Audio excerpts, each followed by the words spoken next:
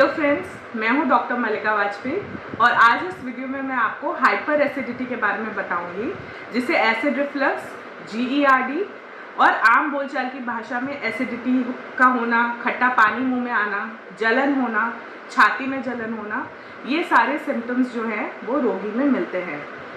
Hyper acidity एक बहुत ही common problem हो गई है और ये बेसिकली एक लाइफस्टाइल डिसऑर्डर है, इसलिए ये आजकल बहुत ज़्यादा कॉमन है, बहुत लोगों को परेशान करती है।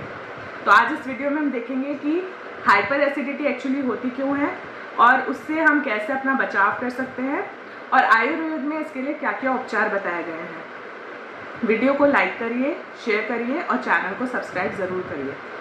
सबसे पहले हमें ये समझना होगा कि हमारा डाइजेस्टिव सिस्टम क्या है, कैसे बना हुआ है और काम कैसे करता है।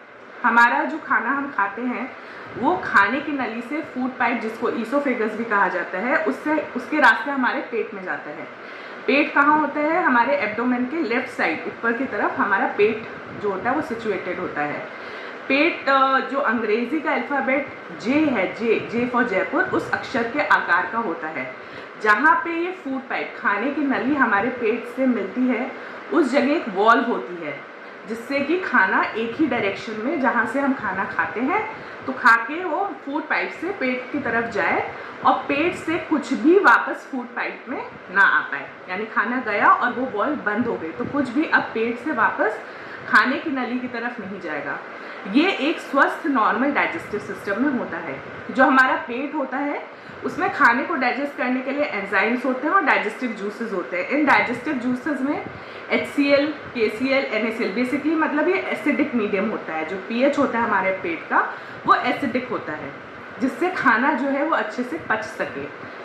पेट के जो सेल होते हैं वो म्यूकस को निकालते हैं, जिससे जो पेट की सतह होती है, लाइनिंग होती है, वो ऐसी होती है कि उस पर इस एसिड का कोई बुरा असर नहीं पड़ता है।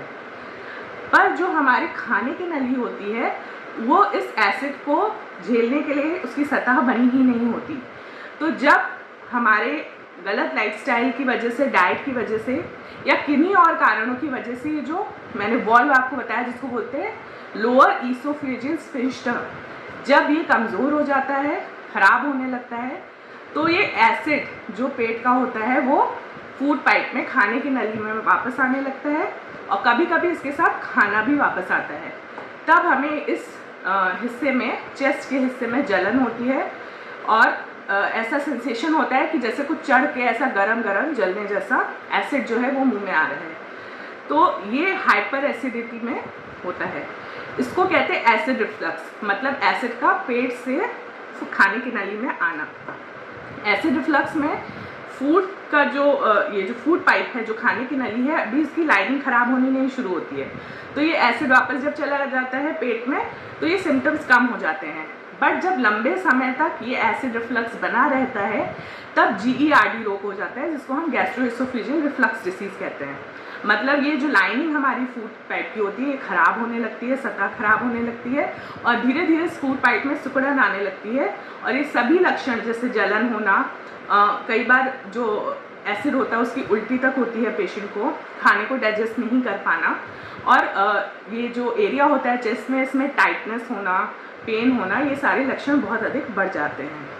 इसमें एक हार्ट बर्न जो टर्म है लोग बहुत यूज़ करते हैं कि हमें हार्ट बर्न, मतलब चेस्ट एरिया में, छाती में जलन हो रही है। हार्ट बर्न एक सिम्टम है, इसका हार्ट डिसीज़ से कोई लेना देना नहीं होता है बस। लेकिन इसमें जो टाइटनेस की फीलिंग होती है वो कई बार, बहुत रेयर केसेस में, कुछ हार्ट अटैक्स के पेशेंट में कंफ्यूज कर देती है। ये जो टाइटनेस की फीलिंग GERD के पेशेंट्स में होती है। सो हार्ट बर्न एक सिम्टम है। अब ये एसिड रिफ्लक्स का होना और लंबे समय तक बने रहने पे GERD का हो जाना या आम बोलचाल में हाइपर एसिडिटी का होना, ये होता क्यों है? क्योंकि एक लाइफस्टाइल डिसऑर्डर की वजह से हमारे खाने पीने का जो तरीका है, जो हमारी लाइफस्टाइल है, वो इतनी ख़राब हो चुकी है जिसकी वजह से ये सारी प्रॉब्लम्स आजकल होती हैं। जैसे बहुत सारा एक्सेस खाना खाना, खाने के बाद तुरंत लेट जाना, या कोई ऐसी एक्सरसाइज करना, जैसे खाना खाया और आप कोई बहुत जिसमें एक्सरसाइज लगे, बॉडी को बेंड फॉरवर्ड करना पड़े, तुरंत झुकना पड़े, ऐसे किसी कार्य को करते हों, तो इन सब कारणों से क्या होता है, हाइपर एसिडिटी की प्रॉब्लम शुरू हो जाती है। अल्कोहल का इंटेक बहुत करना, स्मोकिंग ज़्यादा करना, जंक फूड खाना, तेल मसाले का खाना, स्पाइसेस का खाना, चिली का खाना ज़्यादा खाना, ये सब कारणों से हाइपर एसिडिटी की प्रॉब्लम होती है। इसके ट्रीटमेंट में एंटासिड्स दिए जाते हैं।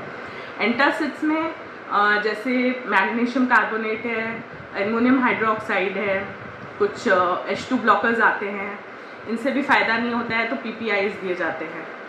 ऐसे बहुत सारे रोगी OPD में मुझे देखने को मिलते हैं जिनको हाइपर एसिडिटी की प्रॉब्लम बहुत लंबे समय से है और कई सालों से वो रैनिटेडीन, लेसोप्रेजोल या ओमेप्रेजोल की ओवर द काउंटर दवाइयाँ लेकर और रोज़ सुबह एक खाली पेट खाते हैं। पर ये इसका कोई उपचार नहीं है, क्योंकि ये न्यूट्रलाइज करते हैं एसिड को और उसका सिक्रीशन भी थोड़ा कम करते हैं, पर जो रूट कॉज है हाइपर एसिडिटी का उसको ट्रीट नहीं करते।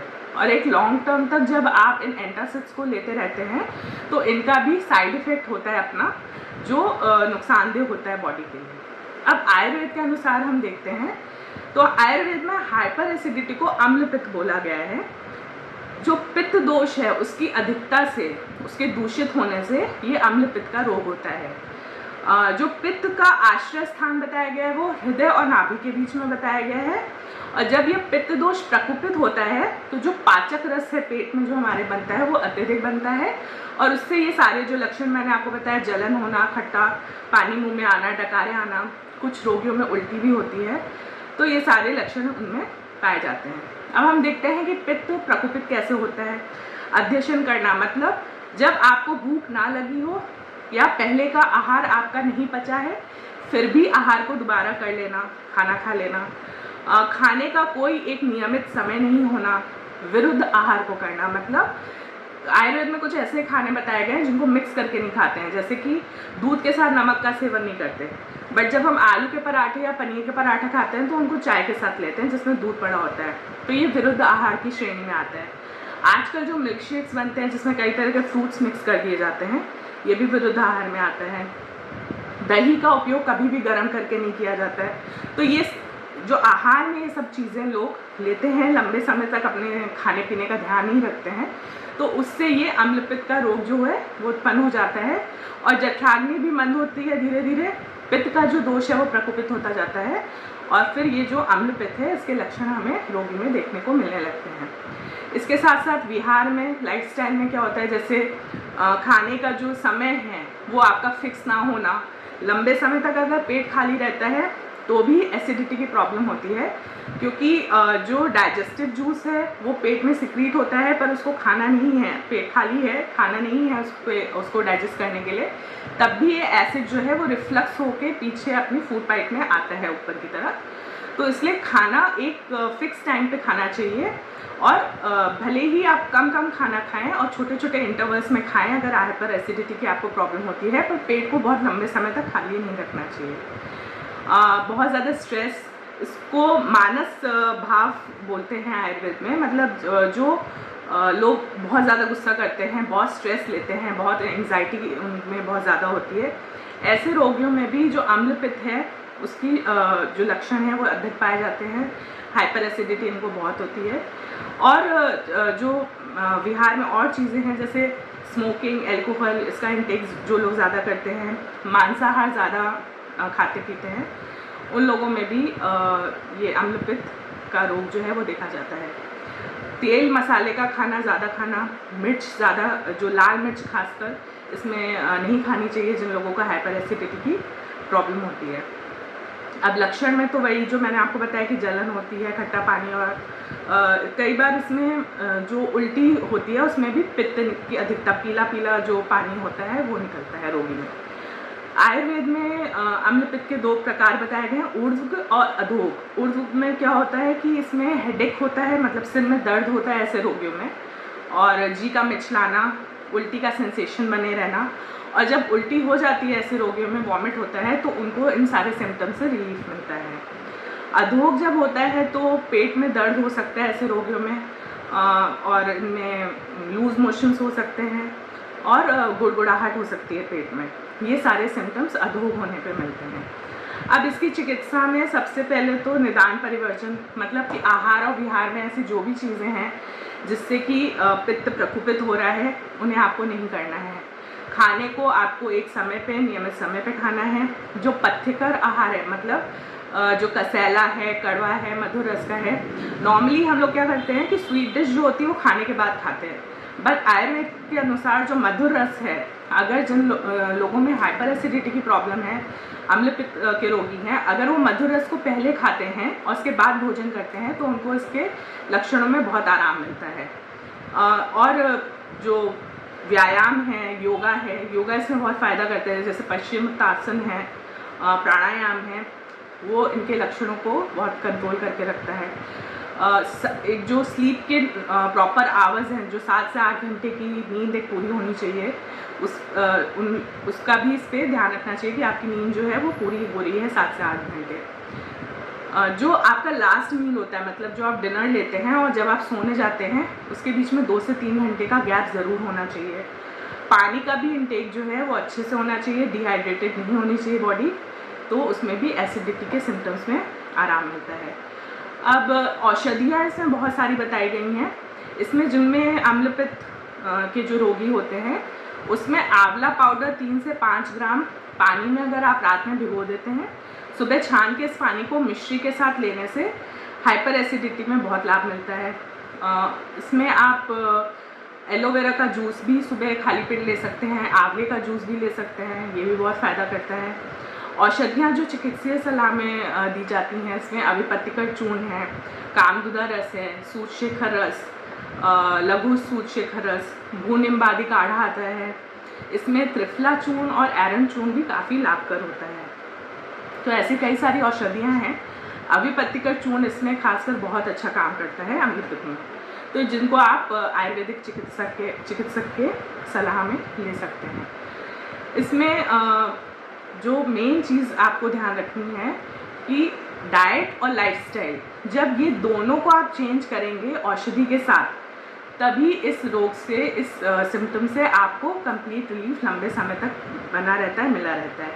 3 से 6 महीने तक लगातार इसका अगर आप आयुर्वेदिक औषधियों से उपचार करते हैं तो ये रोग काफ़ी हद तक ठीक हो जाता है। और अगर दोबारा आप अपने डाइट और लाइफस्टाइल चेंजेस को लाइफस्टाइल को ख़राब नहीं करते हैं तो ये आराम बना रहता है आपको। इसके कॉम्प्लिकेशंस भी कुछ देखे गए हैं। अगर बहुत लंबे समय तक इसका उपचार सही से ना किया जाए और हाइपर एसिडिटी आपको वर्षों से बनी हुई है, तो जैसे बैड ब्रेथ, मतलब मुंह से दुर्गंध का आना, ऐसे रोगियों में देखा गया है। जो हमारे दांत का एनामल होता है वो भी over the period of time ख़राब होने लगता है और दांत काफ़ी सेंसिटिव हो जाते हैं, जैसे ठंडा गर्म पानी का लगना, ये सब लक्षण पाए जाते हैं। अल्सर्स जो कि गैस्ट्रिक हो सकते हैं या ड्यूडेनल, मतलब कि पेट में भी अल्सर होते हैं, और जो छोटी आंत होती है हमारी उसमें भी अल्सर हो जाते हैं। और कई रोगियों में ये हाइपर एसिडिटी आगे चल के कैंसर भी कर सकती है। इसलिए है तो एक बहुत कॉमन सिम्टम और बहुत से लोगों में मिलता है, पर इसका उपचार ज़रूर करना चाहिए। और बहुत छोटी छोटी सी चीज़ें हैं जिसका हम ध्यान रख के इससे ईजिली अपने आप को ट्रीट कर सकते हैं। So I hope all this information helps you, and please take care, and we'll meet again very soon. We heal by Ayurveda.